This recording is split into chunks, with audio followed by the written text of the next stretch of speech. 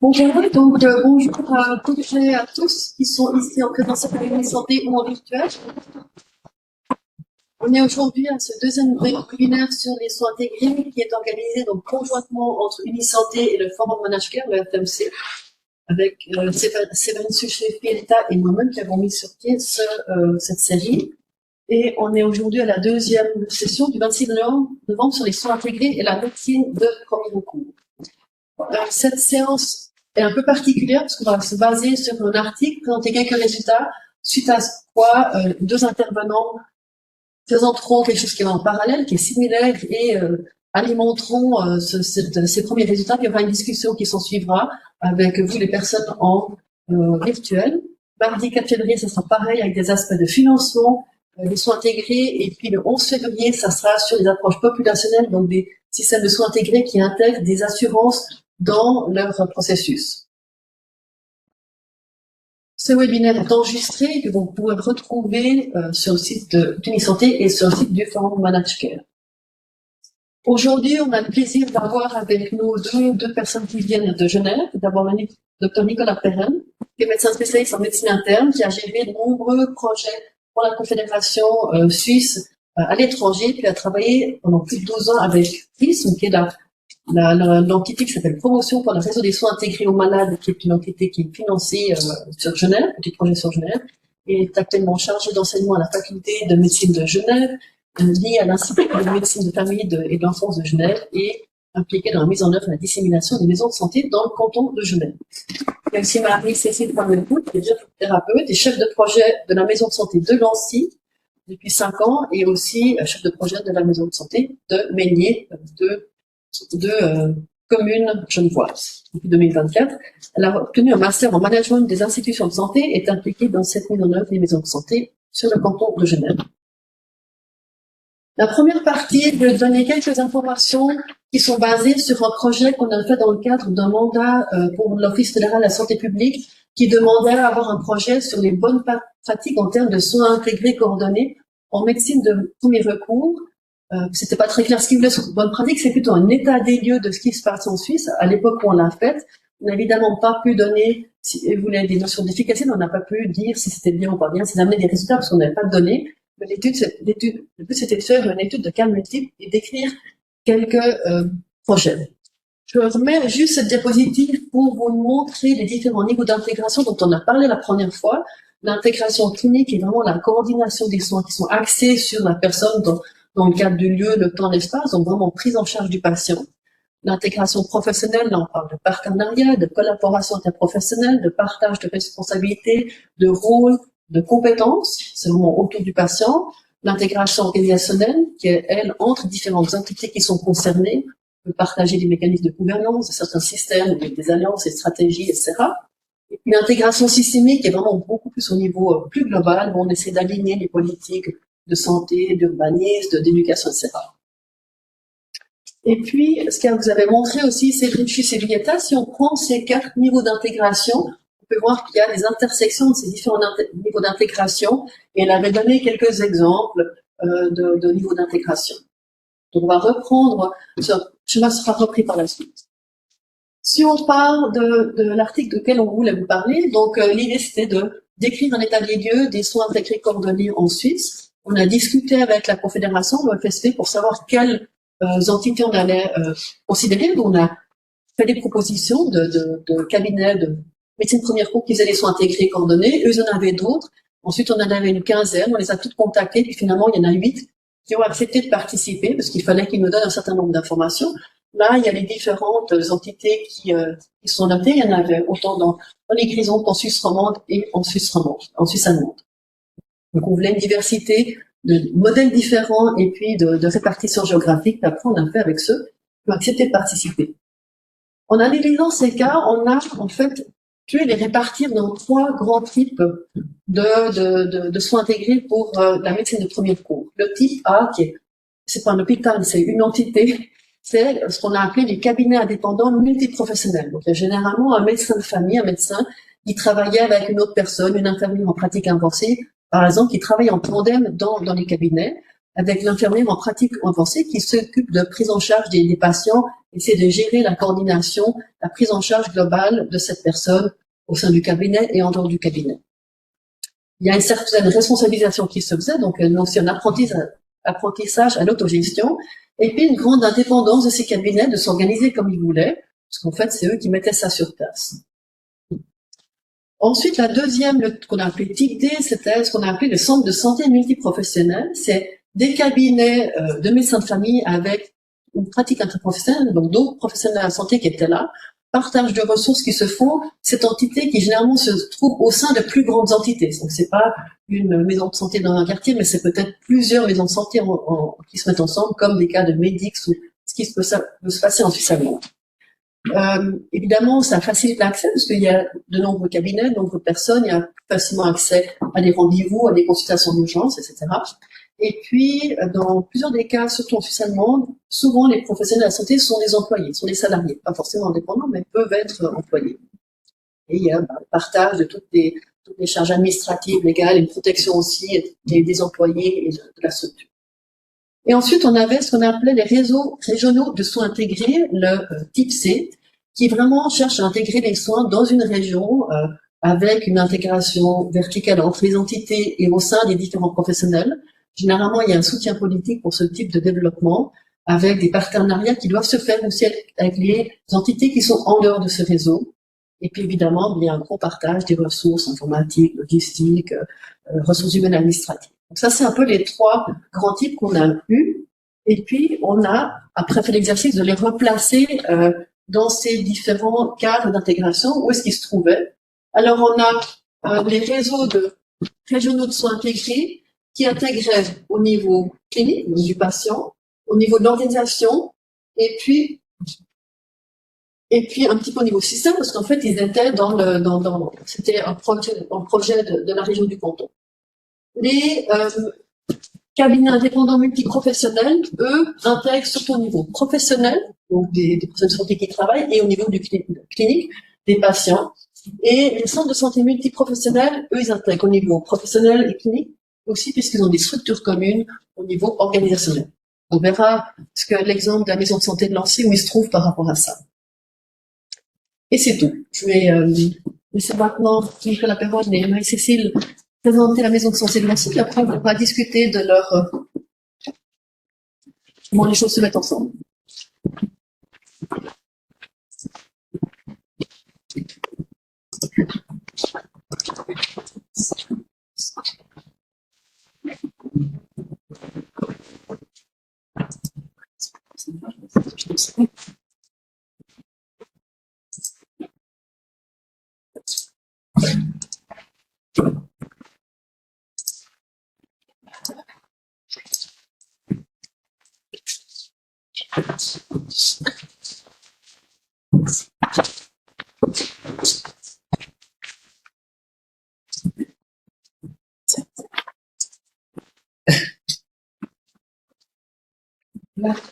Bon, très bien. Bonjour à tous, à toutes.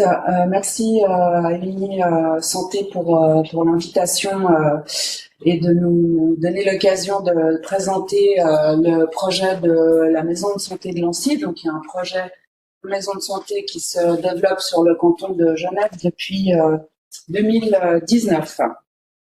Donc, pour l'agenda, on va vous exposer le projet cantonal de maison de santé, donc dans le contexte genevois.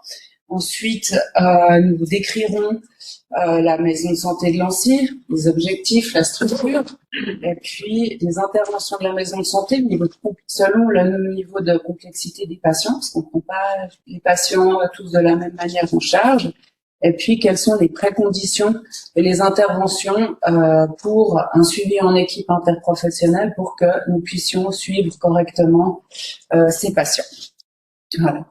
Donc, en premier lieu, le projet cantonal de maison de santé, en fait, il émane d'un constat de l'Office cantonal de la santé qui a constaté que les patients, surtout complexes, pèsent sur le système de santé, sollicite beaucoup le système de santé, notamment d'un point de vue financier, mais aussi sur les professionnels de santé.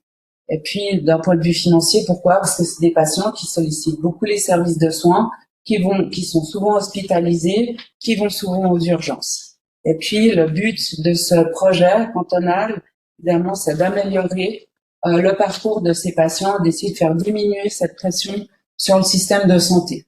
Alors, ce concept, qu'est-ce qu'il dit? Donc, effectivement, que la maison de santé, c'est une institution de santé qui regroupe une équipe pluriprofessionnelle dispensant et coordonnant des soins de premier recours et d'autres prestations médicales, paramédicales et sociales. Donc, ce projet permet, c'est un axe fort qui permet de créer une coordination entre les professionnels de santé et notamment de former des équipes interprofessionnelles pour accompagner ces patients de manière ciblée, de manière même sur mesure. Et puis, notamment aussi, ça permet de mettre en avant la promotion et la prévention de la santé, parce que on a non seulement des projets pour la prévention et la promotion de la santé, mais on s'est rendu compte aussi que en prenant en charge les patients de manière adéquate, on modifiait leur niveau de complexité. Et ça, Nicolas Perron vous l'expliquera après. Et puis, il y a quelque chose de très important aussi, c'est que c'est un lieu de formation, alors notamment pour non seulement les professionnels de santé, puisqu'il y a un échange de connaissances qui se crée, il y a des réflexions communes qui se créent, on réfléchit mieux à plusieurs. Et puis, on forme aussi les assistantes médicales. Il y a un brevet fédéral de coordinatrice en médecine ambulatoire qui existe.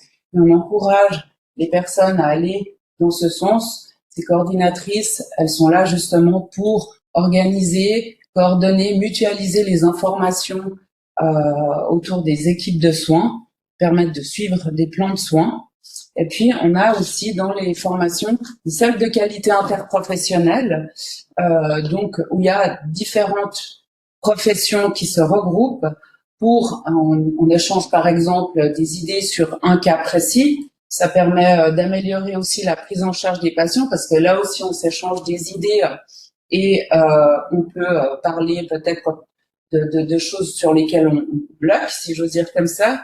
Et puis, ça permet aussi, d'une certaine manière, d'embarquer des professionnels de santé qui seraient peut-être un petit peu réfractaires à cette prise en charge coordonnée, parce que ça leur donne une vision un petit peu plus concrète de ce que c'est qu'une prise en charge en équipe coordonnée.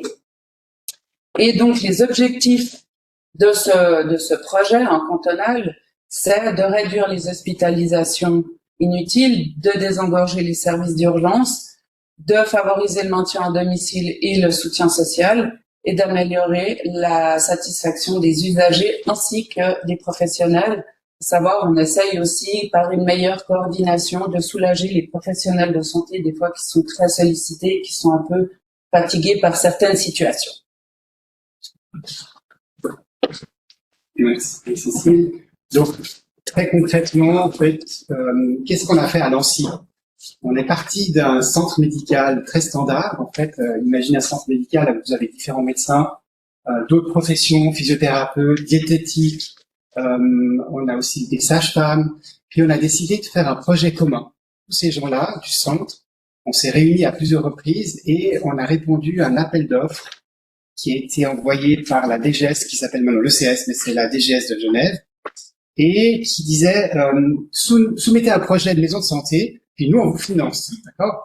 Donc on a fait une proposition de projet, puis parmi les 14 projets qui ont été présentés du canton, on est les seuls à avoir été retenus, probablement parce qu'on a ciblé notre projet sur la complexité du patient et sur la dynamique interprofessionnelle, d'accord? Ça c'était en 2019. Donc, on a pu ensuite démarrer notre projet en 2020.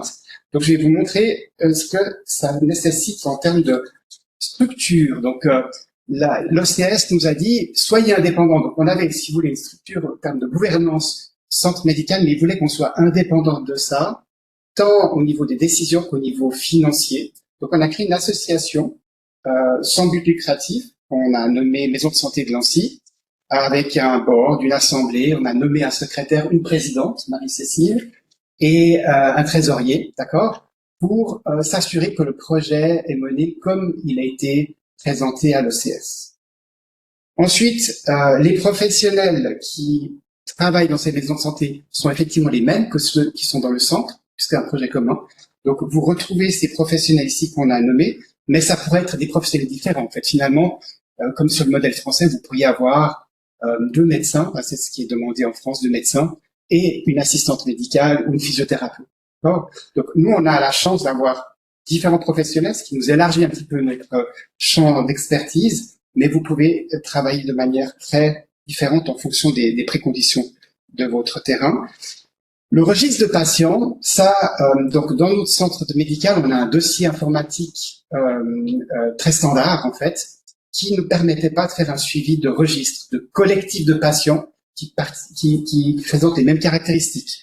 Donc, si vous voulez, on a dû créer un document Excel qui était extrêmement inconfortable pour suivre notre collectif de patients, leurs problématiques, leurs objectifs de soins et qui sont en fait impliqués. Et comme vous savez, Excel c'est pas du tout un outil puissant pour ça.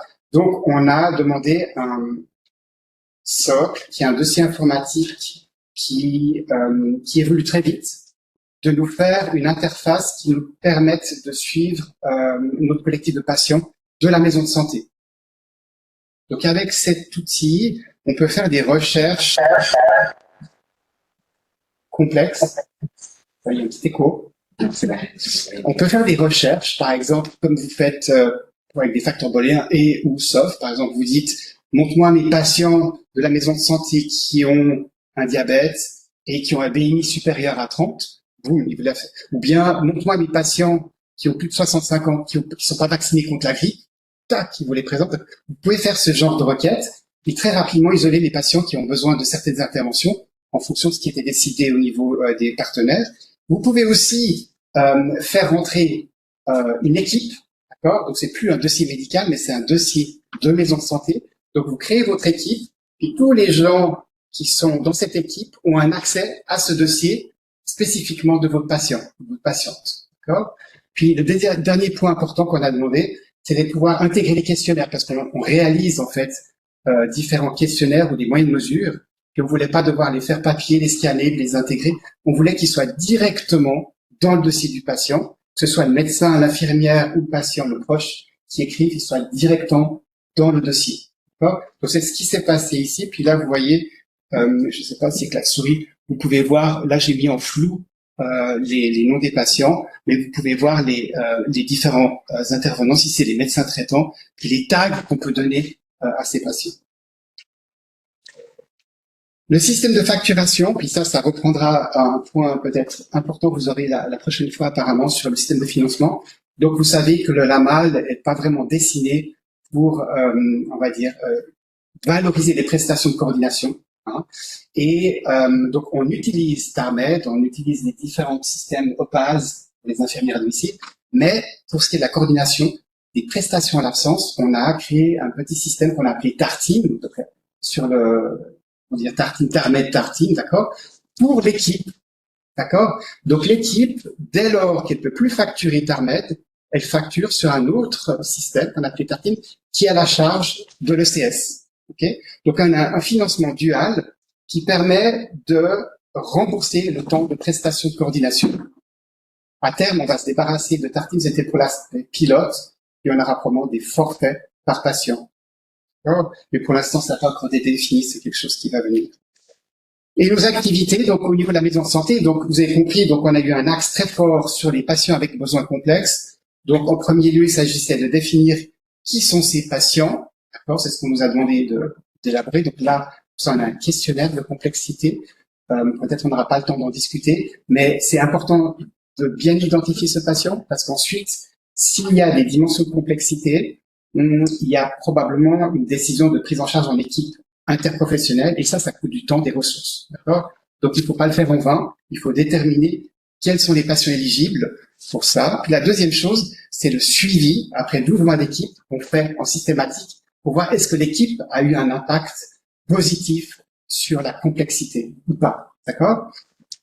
Il y a un plan de soins qui est réalisé parce qu'en fait, si vous voulez, dans une équipe qui intègre pas seulement les professionnels, mais aussi les patients et les proches. Donc, vous vous retrouvez, comme disait Marie-Cécile, donc vous vous retrouvez dans une équipe intégrée. À ce moment-là, vous décidez ensemble d'objectifs de prise en charge et vous partagez les tâches. Puis vous le formalisez avec le plan de soins.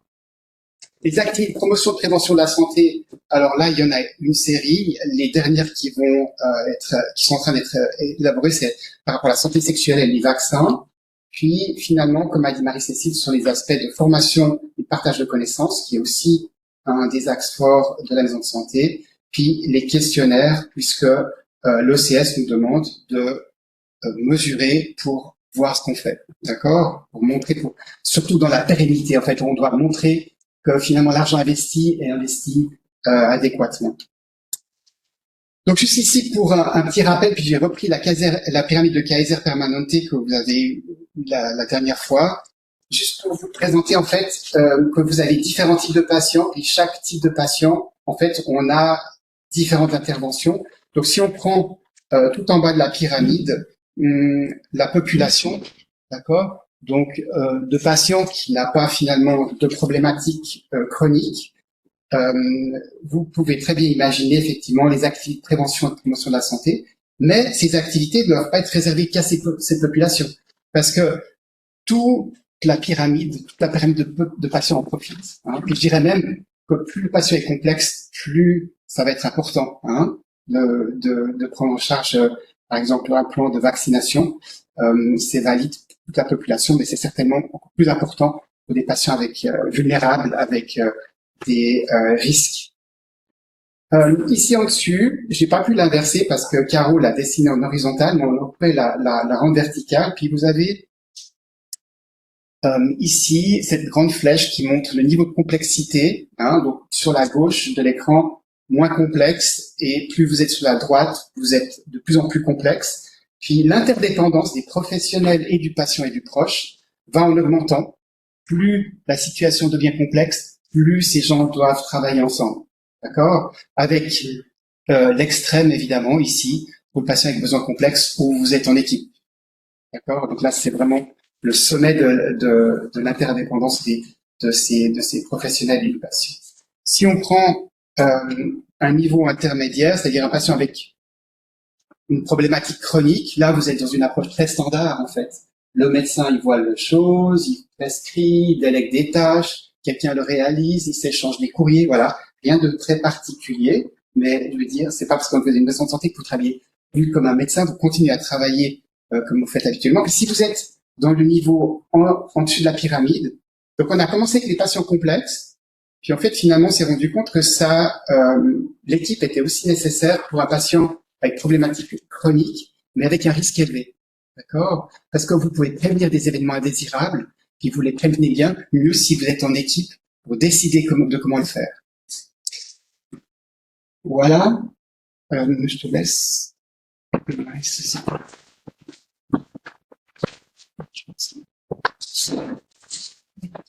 Donc les préconditions, les différentes dimensions pour intégrer en fait un tel projet, pour pouvoir créer justement ce suivi en équipe, cette coordination de soins, il se fait à plusieurs niveaux.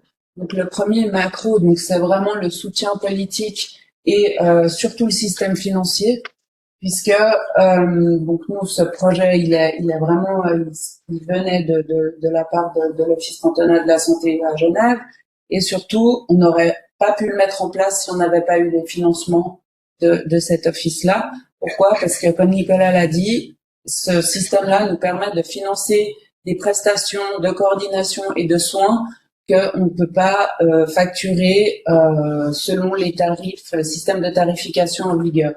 Et c'est valable pour les médecins, mais aussi beaucoup pour d'autres professionnels de santé, par exemple les infirmières, les physiothérapeutes. Et puis on inclut en plus nous le système social.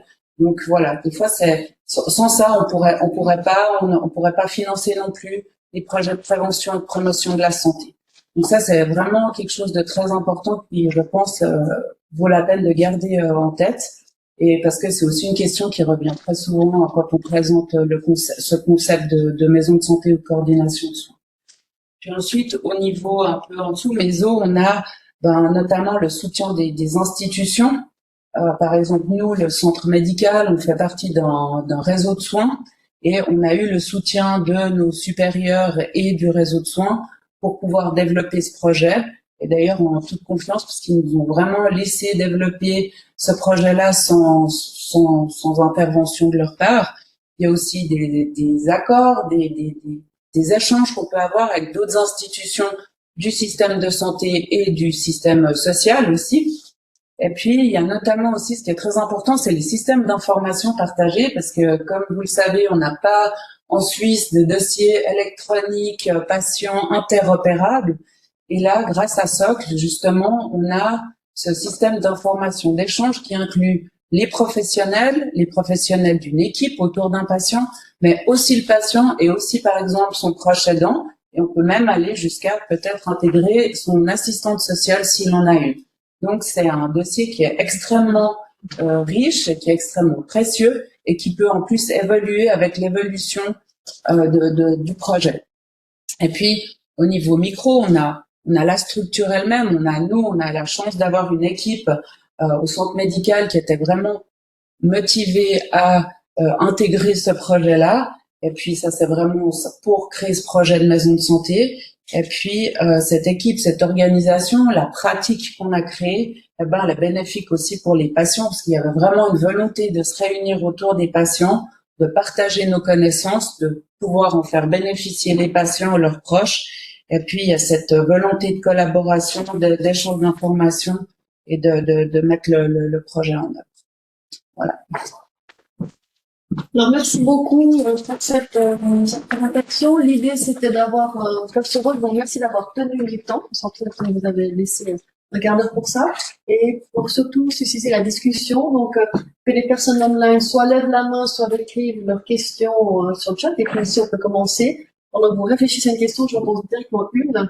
La maison de santé de Nancy, elle intègre à quel niveau, si on a vu les 4 bulles là qu'on avait d'intégration systémique, organisationnelle, professionnelle et clinique, elle intègre où, à quel niveau? Donc on est sur ces 2 bulles sur la droite, donc on a un niveau d'intégration professionnelle et organisationnelle, mais c'est une maison de santé, c'est une petite structure, hein, c'est une petite structure, et pour l'instant, on va dire, on n'est pas comme en France avec les CPTS, hein, ces centres en fait plus régionaux en fait qui intègrent plusieurs maisons de santé. On est en quelque sorte un petit peu isolé, surtout qu'on est pilote.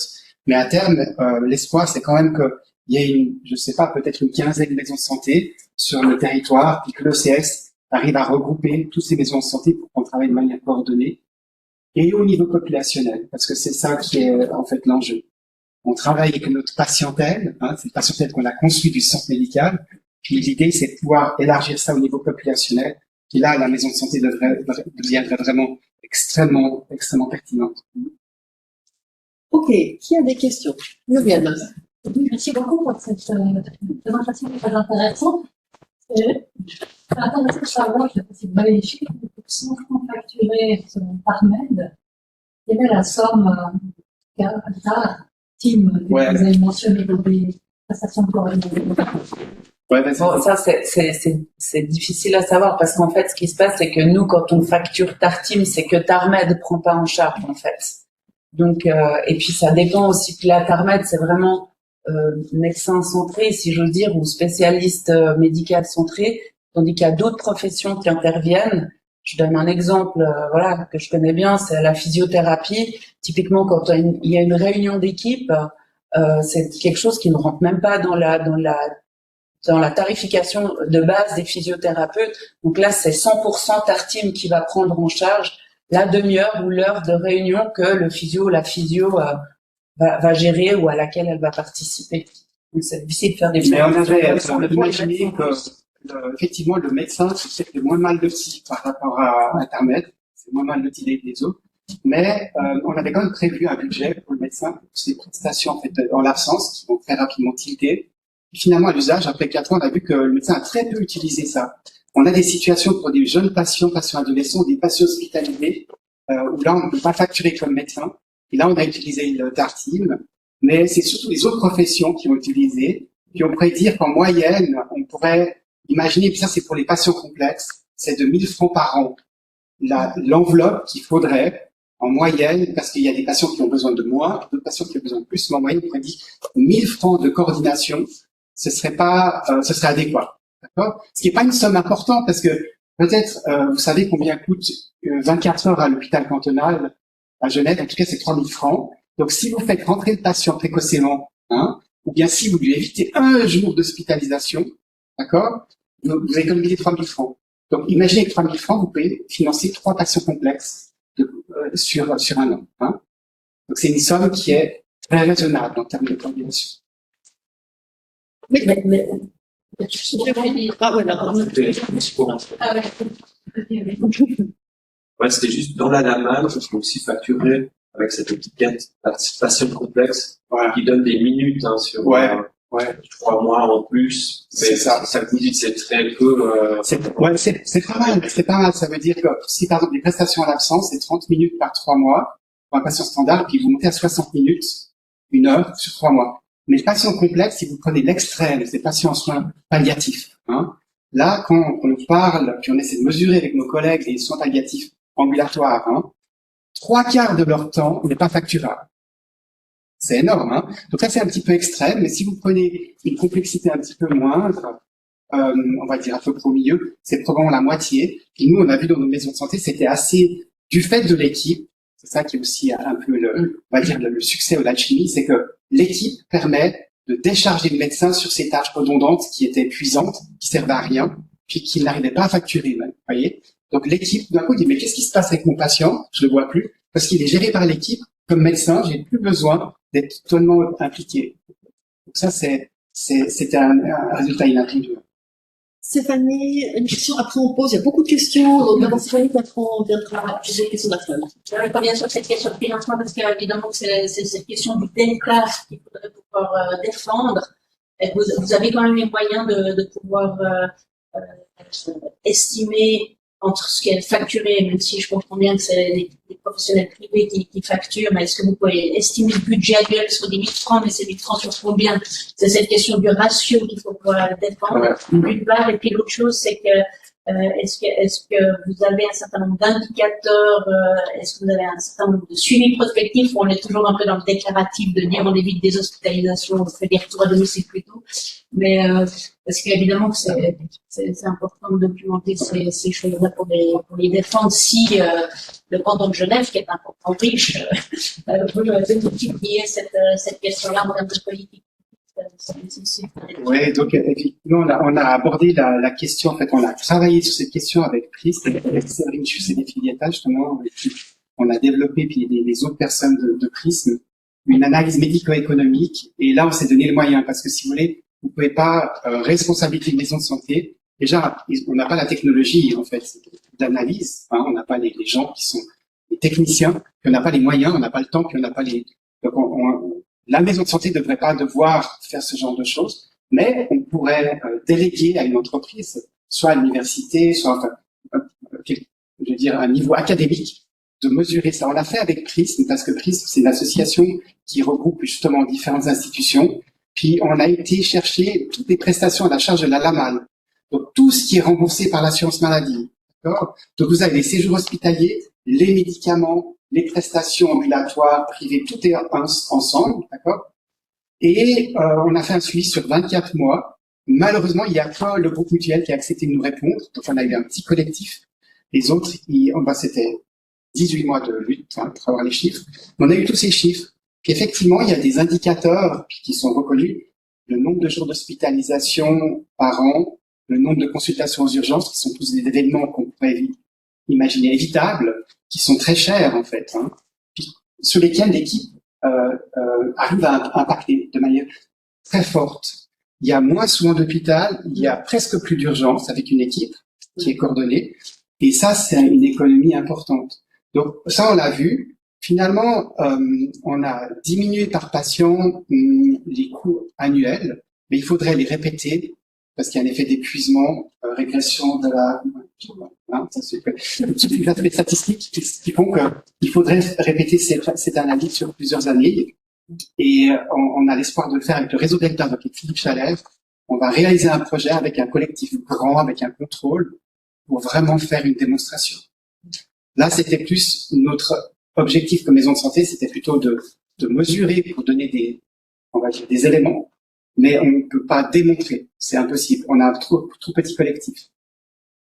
Alors, pour faire suite à ces aspects économiques, d'abord peut-être, vous pourriez nous dire quel était le budget que vous avez reçu du canton par année. Et une question qui suit, c'est quelle est la durabilité économique de votre maison de santé maintenant que le financement du canton a terminé. D'abord, vous avez reçu combien par année? Ouais. Alors, on a reçu moins de 200 000 francs par année. On était au tout début environ, si je me trompe pas, de tête 150, 160 000, et puis on n'a jamais atteint les 200 000. Ça, c'était chaque année. Et puis, maintenant, alors, ce qui se passe, c'est qu'on était un projet pilote. On devait être un projet pilote pendant 3 ans, puis après, ça a été 4, puis 5. A priori, là, on arrive en fin de projet pilote, et il y a une volonté du canton de pouvoir pérenniser le projet.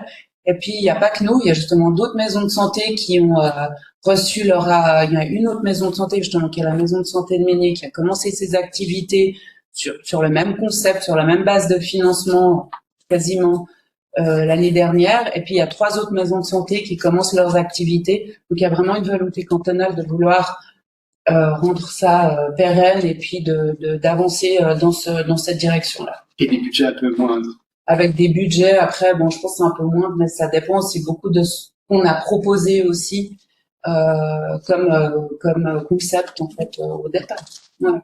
Encore une question un petit peu en lien avec ça, c'est comment est-ce que ce montant a été choisi par le canton? Est-ce qu'il y a une forme de capitation ou bien ils ont dit 200 000 francs, ça couvre quelque chose? Oui, alors, ouais. Et puis, deuxième question qui est un peu en lien, est-ce que vous devez faire un reporting au canton? Est-ce que vous devez rendre des comptes et qu'est-ce que vous devez donner comme rapport? Oui. Alors oui, donc non, c'est pas le canton qui a donné un montant par patient. On a créé tout un budget avec justement en présentant des chiffres, en faisant des estimations, en disant ben voilà, tel patient va nous coûter tant en coordination. On a besoin de tant de francs. On a fait des lignes budgétaires. Hein, il y avait la coordination, les projets de prévention. Il y avait tout ce qui était aussi un peu logistique, hein, justement. Site internet, système d'information, parce que ça, on oublie, on se dit, ah ouais, on finance la coordination, mais derrière, il y a plein de gens qui travaillent. Et puis, il y a quand même tout un concept à mettre en place, parce qu'il y a, à l'heure actuelle, pas grand chose qui existe, hein, pour favoriser et faciliter cette coordination de soins. Donc, on avait des lignes budgétaires et c'est un budget qu'on leur a présenté, qu'on leur représente chaque année, et puis qui est approuvé ou pas, et en fonction de ça, le canton nous donne le mandat. Voilà. Et puis l'autre question, c'était, pardon. Qu'est-ce que vous faites comme reporting? Ah oui. Et puis chaque année, du coup, on a un rapport annuel à leur transmettre, en leur disant qu'est-ce qu'on a fait, qu'est-ce qu'on a dépensé. On a bien sûr un bilan comptable qui est fait, qui est approuvé à l'Assemblée générale de l'association, qui est ensuite transmis à l'État. On est super transparent avec l'Office cantonal de la santé, donc on peut vraiment s'ils ont besoin de savoir où est passé un centime, il n'y a pas de souci, on pourra leur dire. C'est très important, notamment justement pour pouvoir avancer, que tout le monde ait confiance, et puis surtout c'est de l'argent public, donc on va pas exagérer. Mais il y a un rapport effectivement qu'on doit leur donner Est-ce qu'il y a des indicateurs de qualité des soins qui sont demandés là? Il y a question. Alors, quels indicateurs? Le diabète, on pourrait imaginer tout ceci. Ouais, c'est toujours la. Enfin, je sais pas si tu veux là. Ouais, donc c'était toujours terminé par rapport à l'aspect financier, parce que pour celles et ceux qui voudraient faire une maison de santé, comme c'est la structure de l'État qui finance, mais c'est de l'argent public, vous devez vous assurer que l'argent effectivement est bien dépensé, puis exactement comme ça a été décidé dans les lignes budgétaires. Hein. Puis ça fait la moitié du succès de votre projet. Donc on a les résultats des activités, et aussi la bonne dépense des fonds publics. Et ça, il ne faut pas sous-estimer. On dépense pas tout d'un coup. Tiens, on va s'acheter un photocopieur. Non, c'est pas comme ça. Hein, les lignes sont taguées, c'est earmarked. Vous devez dépenser comme ça a été défini, comme vous êtes mis d'accord. Et parce que eux ensuite, si vous faites pas ça, votre projet, il est stoppé. Mais aussi, le projet plus largement au niveau cantonal, il est endommagé. Hein, parce qu'il y a des politiques qui sont très soutenantes, et d'autres un peu moins, on va dire. Ça veut dire qu'une partie des professionnels sont salariés sur ce DAF team et reçoivent comment l'argent? Non, ils facturent leurs prestations à la maison de santé, en fait. Voilà. Ils sont remboursés. Oui, ils restent indépendants. Ouais. On a un système de... Et puis après, pour être tout à fait clair, on a quelques employés Alors là, on a des conditions particulières, ou alors justement, si ces employés, on n'en a pas beaucoup dans le cadre de la maison de santé, mais si ces employés passent du temps pour le projet de maison de santé, la maison de santé va rembourser le temps de travail en fait de ces employés à la structure, donc là au centre médical en question. Ensuite, il y a un lien à faire, parce qu'il y a plusieurs questions sur est-ce que vous avez intégré une pharmacie ou prévoyez d'intégrer sur la pharmacie ou d'autres professionnels de santé, psychologues, on pourrait imaginer des infirmières en pratique avancée. Quels sont les autres professionnels que vous avez soit intégrés à Nancy ou à Mendy ou dans d'autres? Ouais. Alors, en pharmacie. Toi, pour la pharmacie, tu peux plus dire. Moi, pour ma part, oui, alors c'est prévu. Le but, c'est vraiment de pouvoir créer un réseau large et qui va au bénéfice du patient et de ce dont il a besoin. Jusque-là, on a beaucoup intégré justement le système social, en fait, plus que ce qu'on avait prévu au départ. Mais on a besoin de l'intervention des fois d'assistants sociaux, même du tribunal de l'adulte ou c'est même arrivé de l'enfant.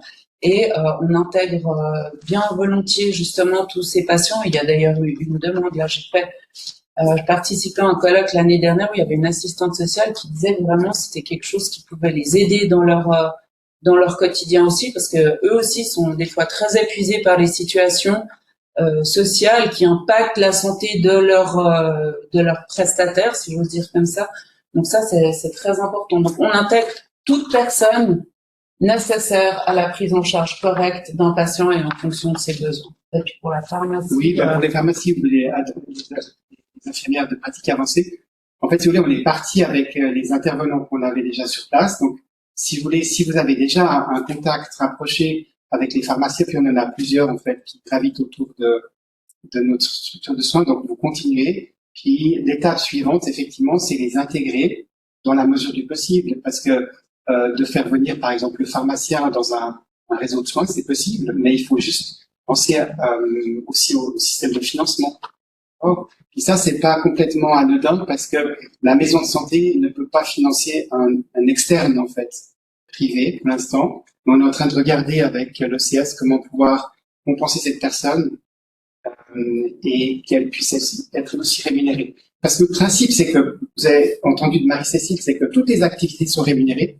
Personne ne travaille dans un mode de volontariat. Parce que si c'est des gens volontaires uniquement, à ce moment-là, c'est pas pérenne, puis c'est pas, on ne peut pas l'étendre. Donc, a priori, toutes les activités doivent être valorisées, pas mieux, mais pas moins. D'accord? Vous devez être vraiment, c'est-à-dire, si je faisais ça ou autre chose, est-ce que je gagne la même chose? C'est ça notre idée, notre principe. Je gagne la même chose en consultant qu'en travaillant dans une équipe. Je gagne pas plus, je gagne pas moins. C'est valide aussi pour la physio, c'est valide pour l'assistante médicale. C'est des questions dans la salle, Antoine. Ah, d'accord. En lien peut-être avec ça et des soins à domicile, par exemple, quelles sont les relations, comment vous intégrez les soins à domicile dans vos prises en charge de patients, notamment complexes, j'imagine que. Alors ça, c'est assez simple parce qu'en fait, vous avez déjà des institutions comme IMAD, je sais pas comment on fait ça. Donc IMAD, c'est les soins à domicile, Prestiservice, CSI, Citex, on en a plusieurs à Genève. Puis, de nouveau, vous n'allez pas changer les intervenants parce que c'est des intervenants qui sont déjà impliqués avec vos patients et leurs proches. Vous allez les garder, mais vous allez travailler de manière plus coordonnée. Donc avec ces différentes structures que j'ai mentionnées, on avait déjà lancé le processus avec Prism. Donc moi, c'était très facile de formaliser ça au niveau de la maison de santé, puis continuer à travailler avec ces gens-là. L'infirmière à domicile, on va dire l'infirmière référente, c'est vraiment un pilier de la coordination dès lors qu'elle est impliquée. Mais on a une série de patients complexes ou à besoins complexes qui n'ont pas de soins à domicile. Et là, l'infirmière, l'assistante médicale CMA peut endosser ce rôle de coordination. Donc, en fonction de la situation du patient, vous prenez différents intervenants. Puis pour l'APL, donc ça c'est aussi le futur, une infirmière qui peut aller aussi au-delà des pratiques habituelles. Et ça, il y a énormément de potentiel, on va dire, de développement. Je sais que vous avez beaucoup travaillé ici avec Nicolas Lassen qui... Ça, c'est des ouvertures qui sont certainement très prometteuses. Ouais. D'autres questions, on tourne un peu sur l'histoire de finance, quel modèle de rémunération pour les médecins, salariés ou employés? Et puis une autre question directement dans ces 200 000 francs que vous avez reçus, ça intègre toutes les prestations Tartim ou c'est en plus de ce que vous facturez que l'État paye? Non, ça inclut Tartim. Ça inclut Tartim, 200 000 francs. Ça inclut Tartim. Et puis la première question, c'était Comment les médecins sont rémunérés? alors non, là il reste indépendant. Comment dire, ouais, il facture Tarmed quand Tarmed rentre en compte et quand il y a plus Tarmed.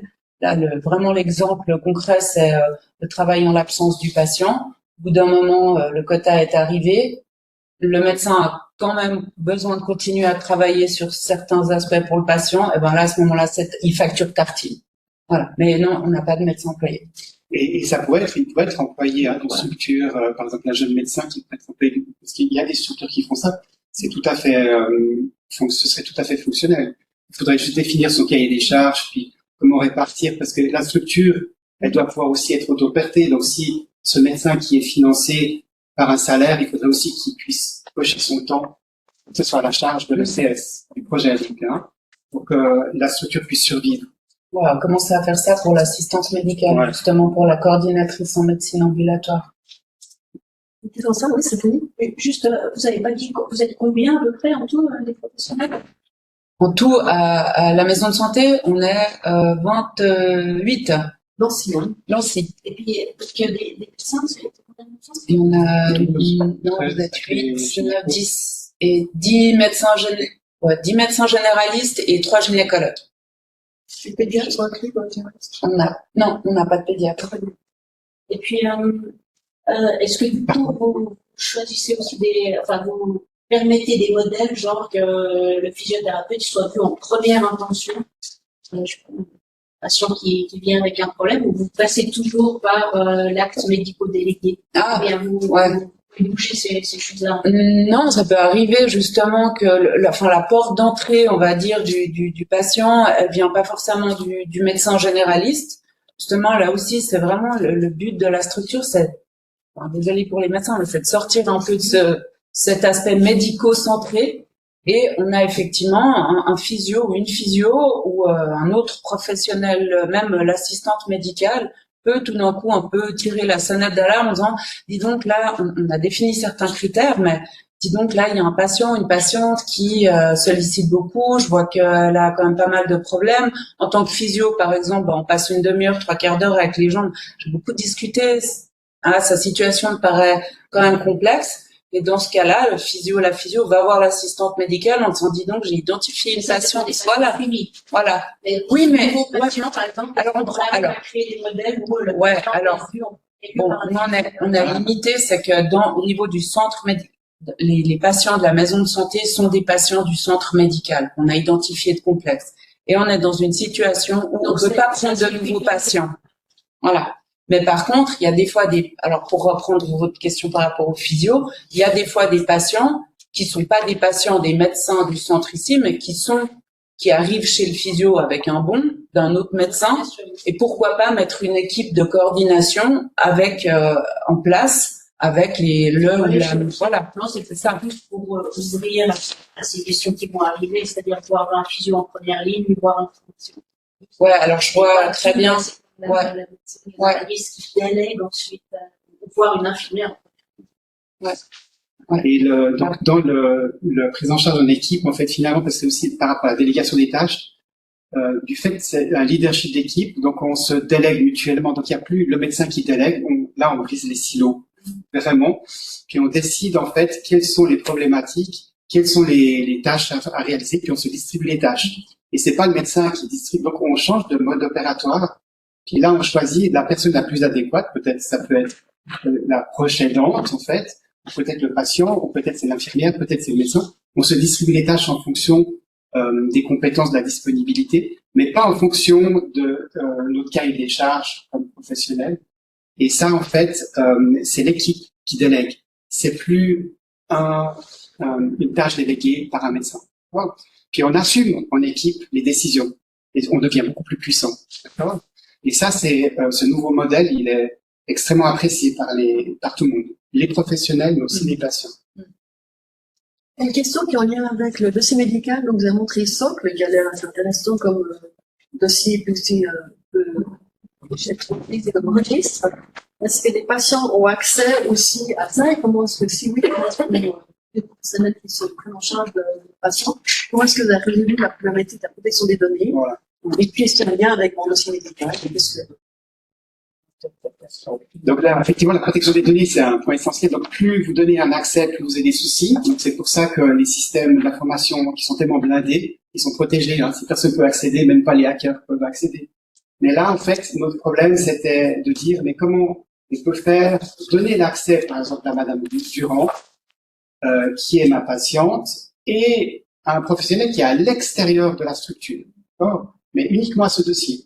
Donc en fait, au niveau informatique, on est en 2024, donc c'est possible. Hein.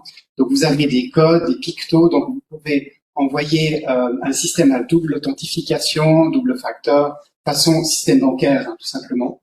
Puis l'intervenant, le patient ou le proche, aura un accès sécurisé, il devra effectivement faire un mot de passe, puis il aura un accès sécurisé à ces données, uniquement à ce dossier, pas à d'autres. D'accord? Donc si par exemple, il y a une infirmière à domicile à qui vous travaillez, vous lui donnez un accès uniquement à cette personne, à ce patient, cette patiente avec qui vous travaillez, pas à tout le dossier socle. D'accord? Puis pour ça, en fait, effectivement, vous devez, les dossiers habituels, ils peuvent pas. Donc vous êtes figé avec un serveur qui est posé sur votre bureau, puis quand vous voulez l'atteindre, quand vous donnez l'accès, vous devez donner un mot de passe puis un accès en clair avec à tout le système. C'est pas possible. Donc là, il a fallu faire des mises à jour en fait importantes. Et au niveau sécurité, donc Socle, il a passé des audits de sécurité. Donc pour ça, on est blindé parce que c'était aussi une de nos inquiétudes. Donc pas de souci. Puis pour ce qui est de l'accès différentiel, parce qu'après les collègues vont nous dire ouais, mais alors on donne accès à tout ou bien à quoi? Alors vous pouvez décider. Vous donnez un accès, par exemple, à un espace de dialogue, façon un SMS crypté, un WhatsApp crypté à l'intérieur du dossier, ou bien vous donnez accès à toute la liste des médicaments, à l'accès à la saisie des constantes, tension artérielle, glycémie, ou à l'écriture ou à la lecture. Vous voyez, vous pouvez décider qui a accès à quoi, d'accord, en fonction des besoins. Et ça, vous le définissez au sein de l'équipe. Ça, de nouveau, c'est quelque chose qui a pas besoin d'être standardisé. Vous décidez au sein de l'équipe qui a accès à quoi. D'accord? Quelqu'un en virtuel demande quelle est la reproductibilité de votre modèle maison de santé Genevois. Est-ce qu'on peut facilement dire ça dans un mois canton? Alors, à mon sens, c'est reproductible, mais il faut quand même, du coup, des incitateurs qui soient là. Donc, c'est déjà de base l'équipe, une équipe qui a la volonté de créer ce concept-là, hein, de travailler pour la mise en place, parce que, très sincèrement, c'est du travail. Hein, on n'est pas arrivé là sans rien faire. Donc il faut des gens aussi qui soient motivés, qui sont un peu des moteurs, qui motivent d'autres personnes à gagner l'équipe.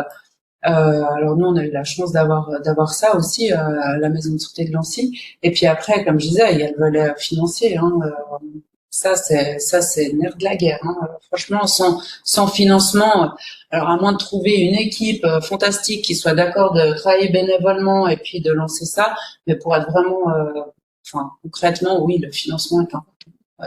Donc si on a un financement, si il y a la volonté aussi alors du canton ou d'une autre institution de financer ces projets-là, oui, c'est reproductible. Puis le soutien politique, parce qu'en fait, comme vous partez sur des modes différents, vous êtes plus dans les modes standards, dans les silos professionnels, et vous partez dans une dimension politique. Et là, au niveau, on va dire, médico-légal, il y a peut-être des petites brèches. Donc, vous devez travailler sur la bonne diligence. Vous devez avoir un soutien politique. Le soutien politique qui vous donne une légitimité. Hein. Donc, en fait, vous pouvez, admettons que vous touchez de l'argent de Wilsdorf ou de Lennart, vous avez 1 million. Vous pourriez le faire, mais ce serait complètement, en fait, inadéquat si vous le faisiez sans la DGS, sans l'OCF.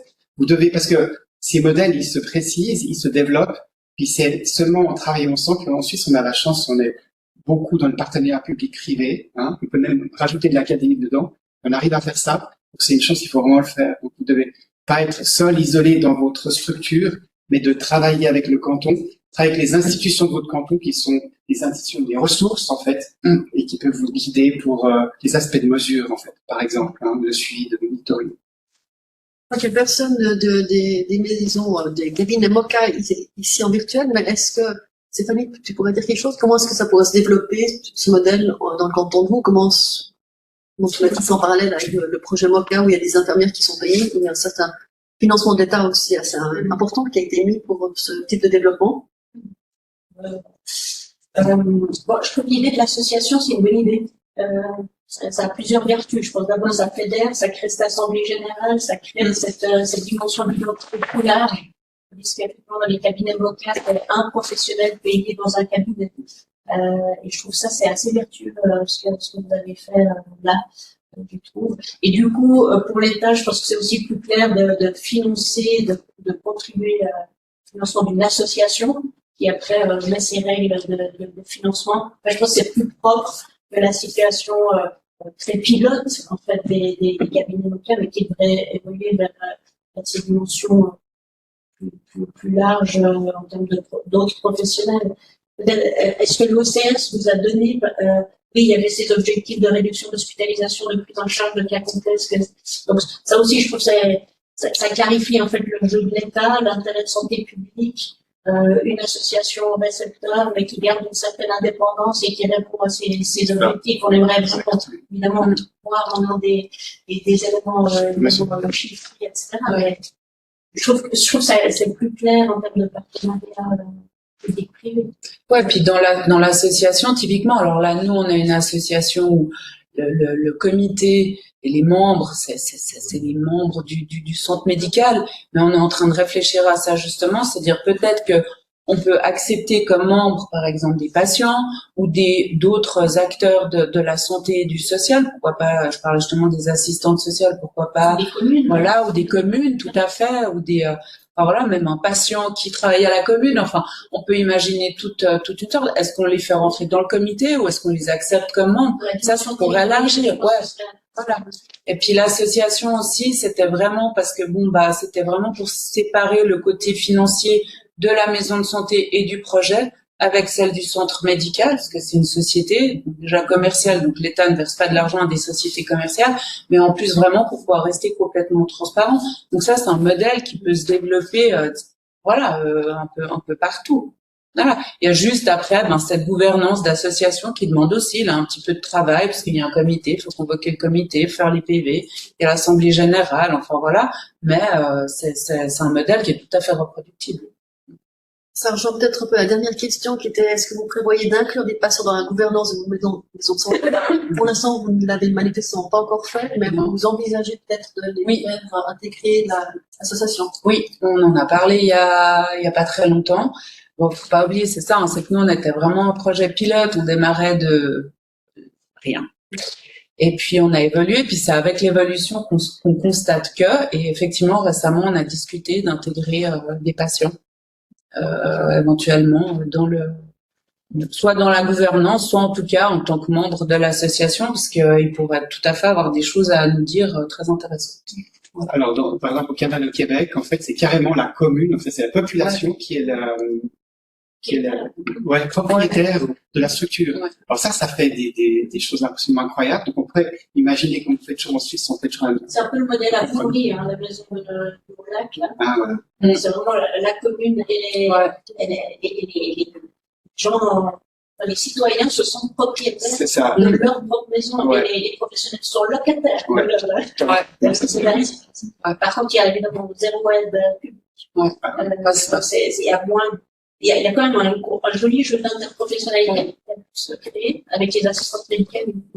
Mais évidemment, là, donc séparer vraiment cet interpro de plus que ce qu'un cabinet ancré territorialement pourrait déjà faire, je trouve que ce serait important de montrer finalement ce delta financier dans son acceptabilité. Puis il y avait les aspects de mesure, parce qu'effectivement, en fait, comment vous pouvez mesurer un collectif de patients avec besoins complexes qui n'a pas les mêmes caractéristiques? Il y en a qui sont diabétiques, il y en a qui sont hypertendus, il y en a qui ont d'autres problématiques. Il y en a qui ont 14 ans, d'autres 80 ans. Démence vasculaire, enfin, peu importe. Donc, vous n'avez pas l'immobilier qui va vous donner, en fait, un suivi pour votre collectif. Par contre, ce qu'on a fait, c'est qu'on a utilisé de nouveau le questionnaire Prism avec Séverine, qu'on a utilisé toutes ces années. puis de mesurer avant la prise en charge la dynamique en équipe, puis après 12 mois, pour voir ces caractéristiques de complexité, en quoi ça impacte pour la prise en charge, d'accord? On a regardé s'il y a un décrescendo, en fait. C'est-à-dire, est-ce que la prise en charge est moins lourde, hein? Ça, c'est la perception des intervenants, mais c'est aussi la perception des patients. Puis on voit que globalement, ça diminue, d'accord? Ça diminue de manière importante. Puis de la même manière, on suit la dynamique avec les éléments du suivi de la dynamique interprofessionnelle. Puis on regarde, il y a 9 éléments qu'on a conceptualisés. Puis regardez, est-ce que ces 9 éléments sont là? Et s'ils étaient là en partie, est-ce qu'ils ont augmenté? D'accord. Par exemple, la prise partage de décision. D'accord? Est-ce que on décide ensemble au sein de l'équipe? Et ça, c'est un point important. Est-ce qu'on se réunit pour prendre des décisions? Est-ce qu'on a tenu compte des priorités, des préférences des patients? D'accord? Donc, on a 9 éléments comme ça. Et ces éléments, on les mesure avant puis après. Puis on voit aussi l'agrément. Puis ce qui est intéressant, c'est qu'on a demandé à un biostaticien, il arrive à nous relier les deux, puis on voit que plus l'équipe est efficiente, plus la complexité diminue. Mais ça, de nouveau, c'est des potentiels à confirmer avec des études plus costauds. Alors, dernière question, parce qu'après, il faudra qu'on termine. Bernard, Bernard, excuse-moi, je ne veux même pas.